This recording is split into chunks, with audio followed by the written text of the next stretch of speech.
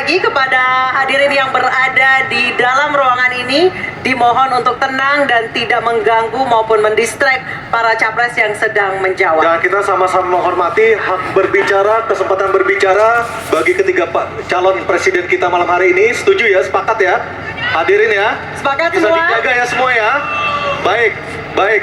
Kita akan lanjutkan acara kita malam hari ini. Kita sepakat untuk menjaga ketertiban. Baik, dimohon tenang. Baik, kepada tiga calon presiden, Bapak Anies Baswedan, Bapak Prabowo Subianto, dan Bapak Ganjar Pranowo, kita sudah sepakat, Bapak-bapak, Sepakat Ibu-ibu. tadi untuk menjaga ketertiban. Oke, kami mohon untuk menuju ke podium, Bapak-bapak.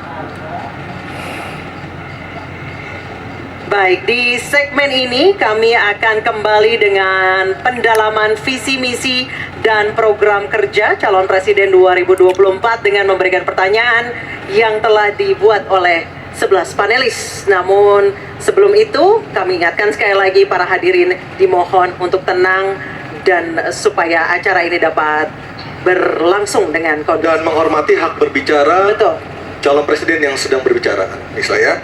Dan untuk segmen ketiga ini pertanyaan dimulai untuk calon presiden nomor urut 2 Bapak Prabowo Subianto, dan kami persilakan kepada panelis Ibu Iren Gayatri untuk mengambil undian subtema pertanyaan di dalam fishbowl. Kami persilakan Bu Iren.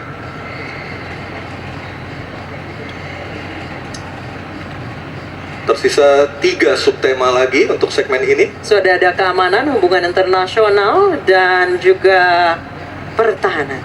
Ya. Diperlihatkan Ibu Iren. Politik luar negeri. Oke, baik. Politik luar negeri. Selanjutnya panelis Bapak Kusnanto Anggoro untuk mengambil undian daftar pertanyaan dari fishbowl dan mohon diperlihatkan huruf yang tertera. Huruf A, B, atau C yang akan dipanggil oleh Pak Kusnanto Anggoro. Silakan, Pak Kus. Huruf C, politik luar negeri. Baik, saya Huruf akan C, ambil politik luar negeri. amplopnya. C, politik luar negeri masih tersegel. Silakan Anissa. Baik, ini amplopnya masih tersegel, Bapak Ibu. Dan kami ingatkan sekali lagi para calon presiden untuk mendengarkan dengan seksama karena pertanyaan tidak akan kami ulangi. Dan pertanyaan untuk calon presiden nomor urut 2 Bapak Prabowo Subianto. Utang luar negeri adalah instrumen pembayaran yang sah. Namun, ada risiko intervensi kedaulatan oleh negara pemberi utang. Pertanyaannya, apa kebijakan paslon untuk menghindari intervensi kedaulatan Indonesia akibat utang yang terus bertambah? Waktu menjawab 2 menit, Pak Prabowo, kami persilahkan. Baik, mengenai utang luar negeri, ternyata Indonesia sekarang, hutang luar negeri kita sebagai rasio perbandingan terhadap produk domestik bruto kita salah satu terendah di dunia. Jadi masih kita sekitar berada di sekitar 40%, sedangkan banyak negara jauh di atas kita.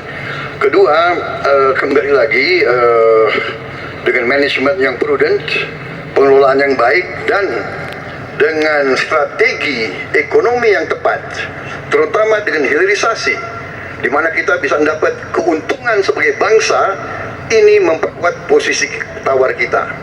Jadi saya kok tidak terlalu khawatir negara lain mau intervensi kita soal hutang. Kita sangat-sangat dihormati, kita tidak pernah default. Saya keliling seluruh dunia, mereka sangat hormat dengan Indonesia. Kita tidak pernah gagal hutang, dan saya sangat optimis. Tapi kembali, kita harus punya kekuatan pertahanan yang kuat supaya tidak bisa diintervensi, tidak bisa digertak, tidak bisa diintimidasi.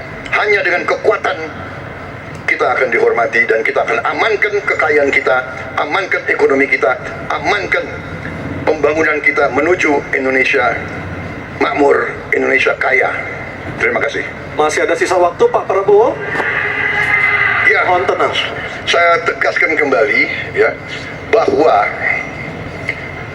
pelajaran sejarah manusia yang lemah akan selalu ditindas.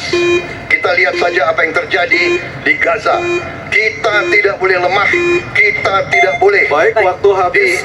dilindas oleh Waktu bangsa habis, lain. Pak Prabowo, kami persilakan kepada calon presiden nomor urut 1, Bapak Anies Baswedan, untuk menanggapi jawaban dari capres nomor urut 2 dalam waktu. Oke, silakan Anissa. Baik, selanjutnya capres nomor urut 2, jawaban capres nomor urut 2 akan ditanggapi oleh calon presiden nomor urut 3, Bapak Ganjar Pranowo. Kami persilakan Bapak, waktu Anda 1 menit. Kita membaca buku Convention of Economic Hitman dari John Perkin bahwa hutang-hutang itu memang bisa mematikan. Maka hati-hati kalau mau hutang, terutama pada infrastruktur yang punya risiko tinggi. Kita mesti hitung betul, kita mesti prudent betul, karena ini pernah dilakukan dan membuat banyak negara kolaps karena hutang. Namun demikian, kalau mau pakai kekuatan dalam negeri, artinya wajib hukumnya kita mendorong ekonomi tumbuh 7%, kemudian govern berjalan bisa dengan baik, maka ICOR bisa turun 4%, dan kemudian kita mesti betul-betul anti korupsi. Kalau itu tidak dilakukan, maka tidak akan tumbuh ekonomi yang ada di tempat kita. Ease of doing business mesti dilakukan. Hanya saja memang, kalau kita bicara pada industri pertahanan kita, mesti kita kuatkan industri dalam negeri. Jadi mohon maaf kaitan dengan hutang, no utang, no usang. Sehingga alutsista kita betul-betul kita lakukan transfer of teknologi dari dalam negeri. Waktunya Baik, habis. waktu sudah habis.